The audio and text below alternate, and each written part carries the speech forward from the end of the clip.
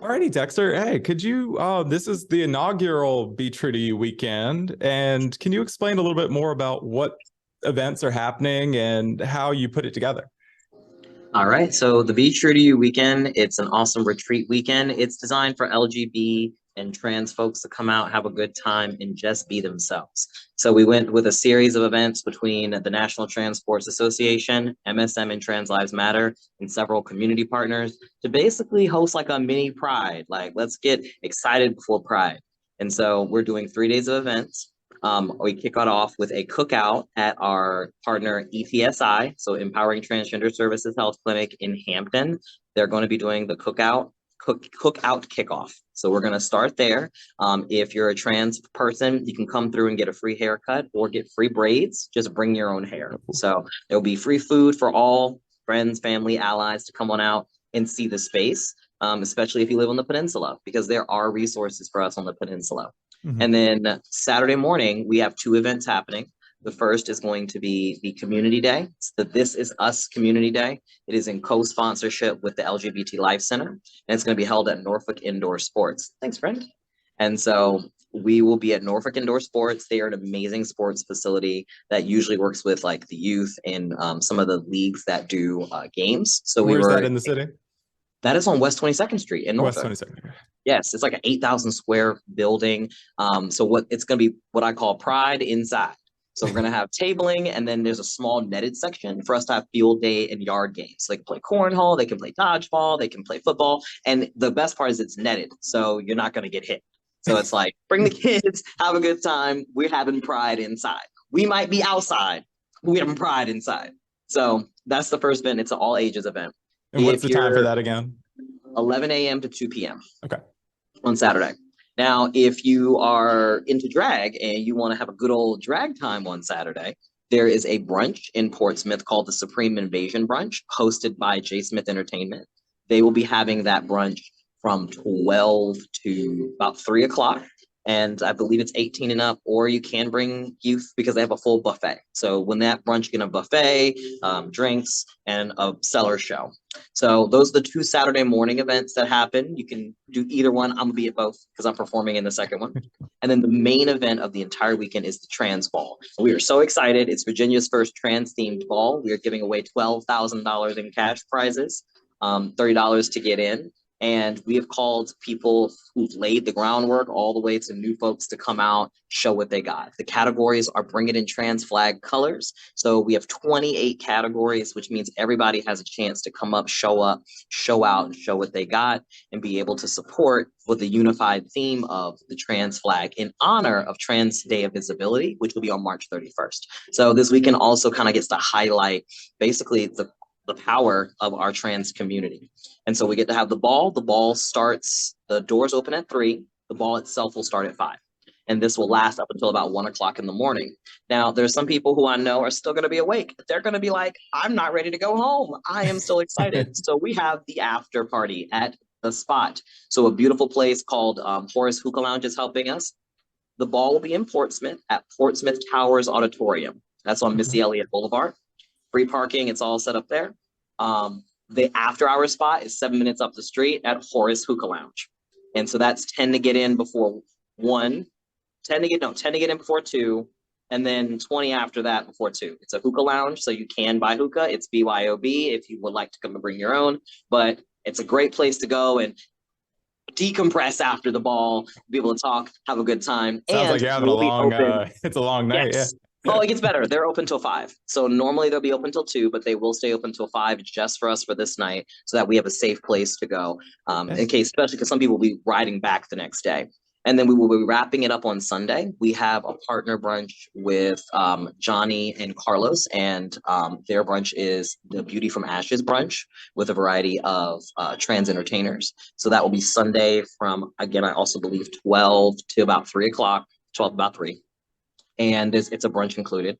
And then the final event would be the Mr., Miss, and MX crowning ceremony. So it's the Mr., Miss, and MX NTSA, National Transport Association. So Mr., Miss, MX NTSA crowning ceremony. So we have 3 lovely folks from community who all represent different things, different identities, everything from members of the leather community to members of the drag community to members of the social work and advocacy community, and we will be giving them their roses and crowning them as the emeritus court.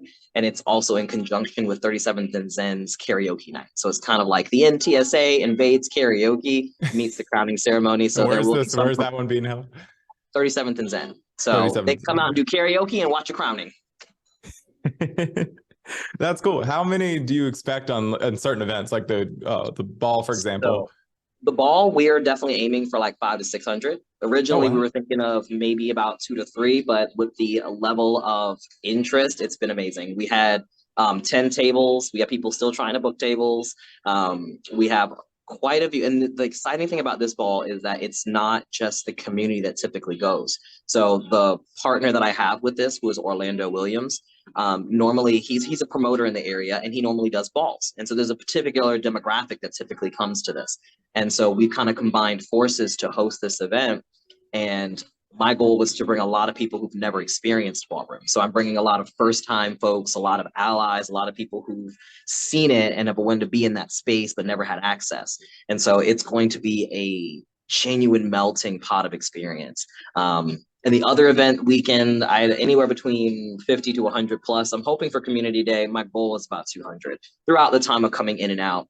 Just so that they can see the different resources, because there is a severe need for transgender resources here in the 757. Yeah, can you talk a little bit more about those resources? Who else is joining you for this weekend? I know the LGBT Life Center, but could you talk a little bit more about that? Yeah, so as far as like resource needs, there's a severe need for like HRT or hormone replacement therapy, gender affirming care, legal assistance, things like that. So one of the reasons we've partnered with the different nonprofit organizations, such as LGBT Life Center, ETSI Health Clinic, I believe even Mass will bring a tabling box, is so that people can see these resources that they have, everything from housing to transportation to food. Those are like my one-stop shop resources. We're also reaching out to community vendors. So we have like, I believe, Agave Beauty, who is a local person who makes hair care products. We have a gentleman from Resolve MD. He's coming from Maryland, and he's a gender affirming hormone provider that is centrally in the Maryland area, but a lot of our people travel and are transplants, and he might possibly consider opening up to our area. So he's of community, so he's coming down to table. We have a few other local vendors. I have a couple that are giving away custom designs at the ball, and they're going to be having their tables up. Bonds, Brothers Obtaining and Navigating Dynamic Solidarity. It's a very long title. On the recording, you'll catch bonds. it. Bonds, yes. They will be having like some education material up. My personal group, the Men in Transition, who is a group of trans men that actually helped me plan and put this together, they will be having their table there as well.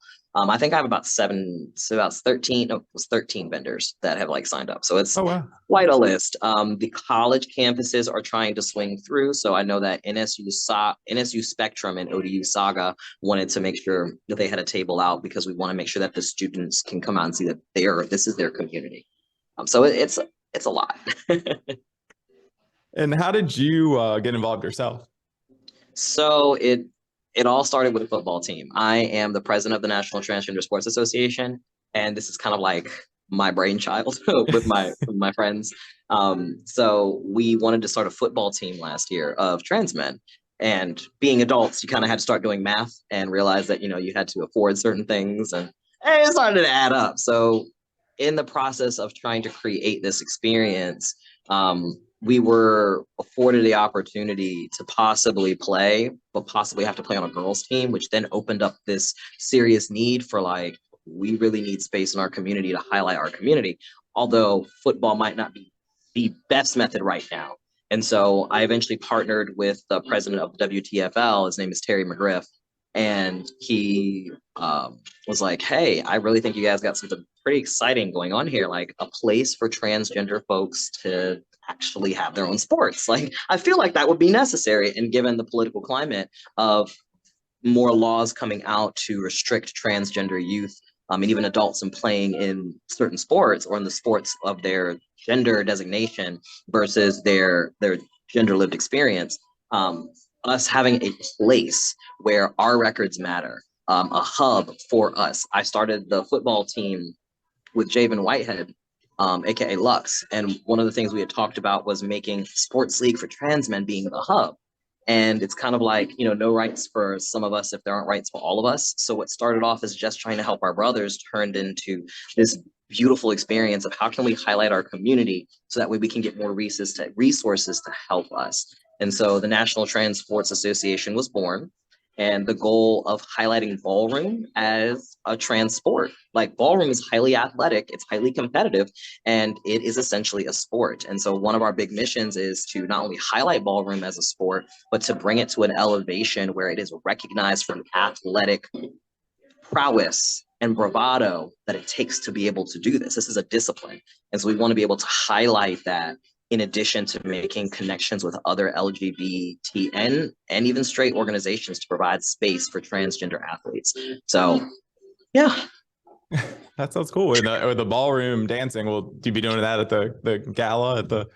Yeah, and even then, like when you think of sports, people tend to think of physical sports, but I'm like, technically chess is a sport, right? So if you consider chess a sport, why wouldn't you consider pageantry a sport? When I listen to the members of community, and I'm pretty sure you've met a few, when you listen to them talk about these things, they know statistics. They can tell you when somebody won, they can tell you who they lost to, they can tell you what their score set was, they can tell you what color, outfit, dress, why they got points deducted. That to me sounds like a sports fan. So I mean, you know, or even with ballroom, like people are in houses, they have camps, you know, they practice routines, they compete for money. That sounds like a sport to me. Mm-hmm. Yeah, and can you talk a little bit more about what this event means for the trans community on a greater level? Just because, like you said, there's been anti-trans legislation. People are trying to keep trans kids from being involved in sports. Can you just talk a little bit more about what that means for your community? For the greater community, the purpose of the Be True to You retreat is to highlight the importance of honoring rest and recharging spaces.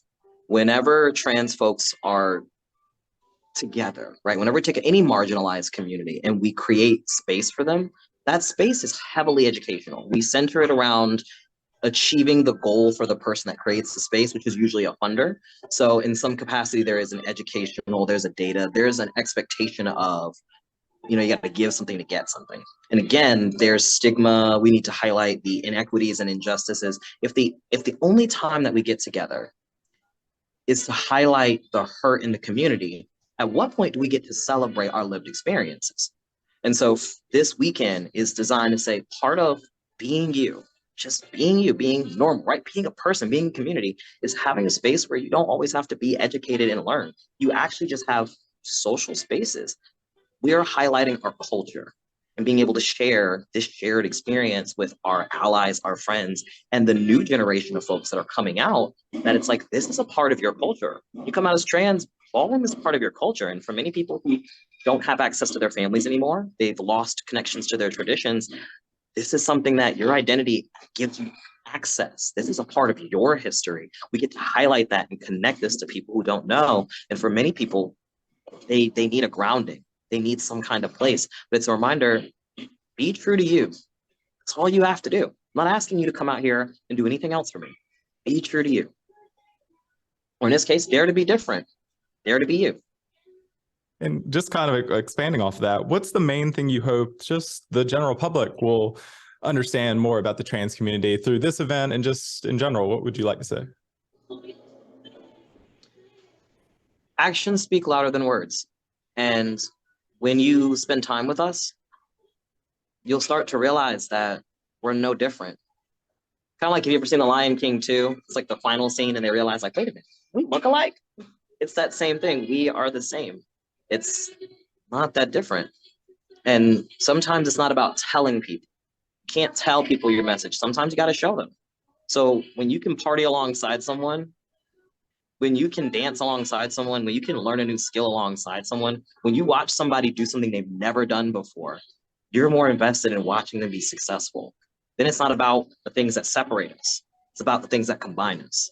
And I want this to be an experience for not just the trans community, but everyone who's around us because they transition with us. The whole culture has to. So you're still a part of our community. We are still one. But I want you to see that. Don't take my word for it. Come see it for yourself. Yeah, and are there still tickets available for the ball? How do people get Yes. involved with that? Okay. Yes, so there are, you can purchase tickets at the door. You can also purchase them on the Eventbrite. If you go on Facebook and look up the Trans Ball in all caps, it will come up. I will send you all of the information as well. Or if you look up Be True to You Weekend, it'll actually show up. Both of those Facebook pages have all the information. We are also on Instagram and Twitter at the official NTSA. But if you Google Be True to You Weekend, it should show up on all events or an Eventbrite because it's a collection on Eventbrite. And how can people support you? Say, for example, you're out of town this weekend or just can't make it. How could they support you going forward? Are there going to be additional events that they should be aware of in addition to Pride? And that's Yes. So not only will this be an annual event, we're cleaning up the actual website, so donations will be available. MSM and Trans Lives Matter and NTSA will be partnering for future events. In combination with my own personal training, we will actually be hosting in the next 2 months an open workshop on transgender 101 and testosterone 101. So some basic educational courses to help folks understand a little bit of the lived experiences. So we will have some educational classes coming up during the summertime, and they will definitely see more. I would say check out our social media channels, particularly Facebook, which is the National Transgender Sports Association, and then the Twitter and the Instagram, because we'll make sure I keep posts up there. So then people are welcome to sign up and get our newsletter and stay in tune. It's our first year, so we're building it. It's building fast, and I'm excited. And this is the first tournament. So the real exciting thing is this. People coming out to support, telling their friends. If you're out of town, tell your friends. Tell somebody. Oh my gosh, allies make the best references, right? Tell that one person that you know should go to this, right? Because we have other cities bidding for us to take this all around. So I already have Birmingham, Alabama, and Memphis, Tennessee locked in. Sin City and Atlantic City are also on the roster. Tempe, Arizona wants us. So we want to go out there when they do happen. There are future events in the works. We actually are negotiating with these cities right now. So, I would love to be able to have Virginia be not only the inaugural city, but it be the first. It's like it's the first, but it's the greatest, right? It's the one that we are really setting this standard. And so I'm excited. This isn't going to be just a Virginia thing. It will be traveling, and there's much more to come. Great. Is there anything else you'd like to share with me that we haven't discussed, or just things you want people to know? Take a chance, come on out. There's a little bit of something for everybody. We want you. And in a day and age where sometimes it's really hard to be yourself, even if you don't come out, just know there's a tribe for you. There is someone out there. There's a group out there. You are wanted, you are worthy, and you are loved. And sometimes our community needs to hear that.